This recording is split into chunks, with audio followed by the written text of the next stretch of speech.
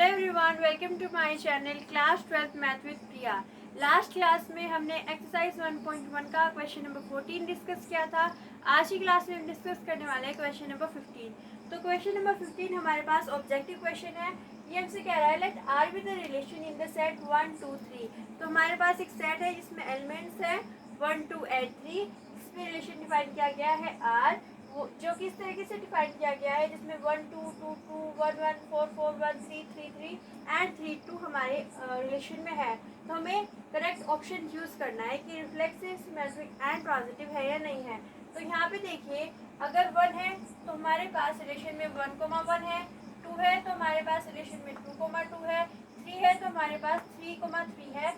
यानी कि हमारा जो रिलेशन है वो क्या है, सिमेट्रिक रिफ्लेक्सिव रिलेशन है। ठीक है, यहाँ पे 1 है तो 1, 1 है, 2 है तो 2, 2 है, 3 है तो 3, 3 है।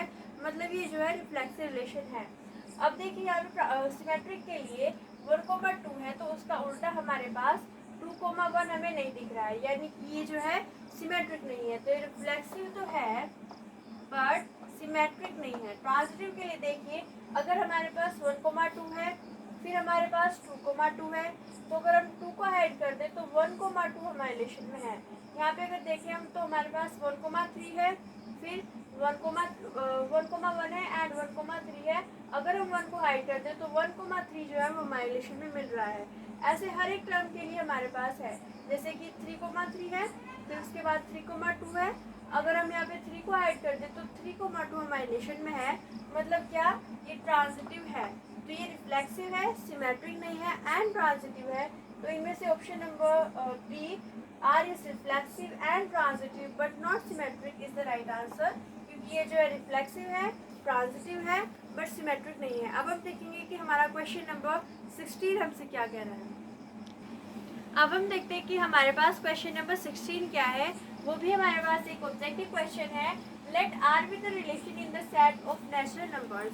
तो आर जो है वो नेचुरल नंबर्स पे डिफाइन किया गया है, given by I is equal to A B such that A is equal to B minus 2 and B is greater than 6। तो हमारे पास ए बी पे आएगा जब ए जो है वो इक्वल हो जाएगा बी माइनस 2 के, जहाँ पे बी जो है वो ग्रेटर देन 6 है। तो इनमें से हमें करेक्ट ऑप्शन चूज करना है। अब यहाँ पे कंडीशन देखिए कि b क्या है, ग्रेटर देन 6 है। हमारे ऑप्शंस में यहाँ पे जिनमें भी b ग्रेटर देन 6 नहीं आ रहा है वो ऑप्शन नहीं होगा। जैसे यहाँ पे जो b है वो ग्रेटर देन 6 नहीं है, तो ये हमारा ऑप्शन नहीं होगा। और 3 ऑप्शंस हमारे पास बचते हैं कि इनमें से कौन सा राइट हो सकता है। अब यहाँ पे a की वैल्यू हम पुट करके देखेंगे और देखेंगे कि हमारे पास b की वैल्यू जो है वो रिलेशन के अकॉर्डिंग आ रही है नहीं आ रही है। तो यहाँ पे a की वैल्यू हम यहाँ पे इसके अकॉर्डिंग देखते हैं।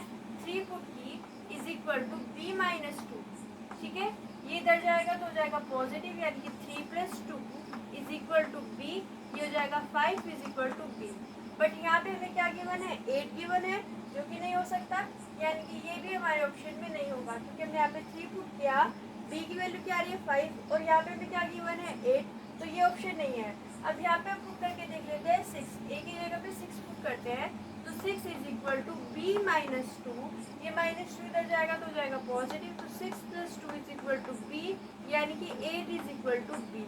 तो यहाँ पे हमने अगर ए पुट किया 6 तो बी मिल रहा है 8, यानी कि ये जो ऑप्शन है वो राइट ऑप्शन है। एक बार 4 को चेक कर लेते हैं तो हमारे पास 8 इज इक्वल टू, ए की वैल्यू पुट की, बी माइनस 2 है, तो यहाँ से वैल्यू आ जाएगी बी की 10, जहाँ पे हमें गिवन है 7, तो ये ऑप्शन नहीं है। यानी कि option number C is the right answer, 6,8 is the right option. तो यहाँ पे हमारी एक्सरसाइज 1.1 कंप्लीट हो चुकी है। Thank you so much for watching. हमारे चैनल को लाइक कीजिए, शेयर कीजिए एंड अपने फ्रेंड के साथ शेयर कीजिए।